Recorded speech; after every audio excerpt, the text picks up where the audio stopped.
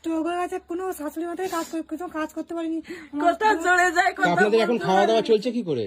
ওই পাড়া পথে দিয়ে যায়, কেউ আবার চাল দিয়ে যায়, কেউ সবজি দিয়ে যায়, কেউ মানে কেউ পাড়া ভিক্ষা করতে যান, কেউ সবজি, কেউ চাল, এটা ওটা দেয়, সব সাহায্য তাই চাই, তাই তাই নিয়ে বাড়ি আপনি বাড়ি চলছে, সাহায্য চাই। মানে চিকিৎসা করাতে পারছেন না?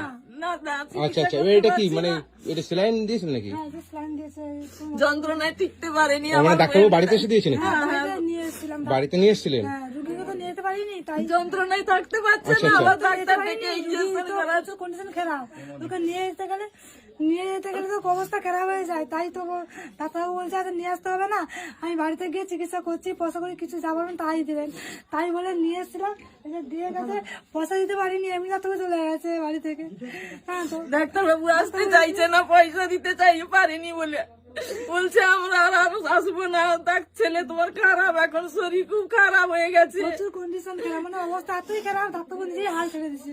আচ্ছা আচ্ছা, মানে ওনার এখন লাস্ট স্টেজ, তাই তো? হ্যাঁ, last stage, মানে এনার অবস্থা এখন খুবই খারাপ, মানে আপনি কি চাইছেন বলুন? আমি চাইছি বাঁচতে, আর আমার শুধু ছোট বাচ্চা, ছোট মেয়ে একটা আছে, মা আছে, স্ত্রী আছে, আর আমার বাড়িতে ফ্যামিলিতে কেউ না। বন্ধুরা, আমি আজকে এসেছি এটা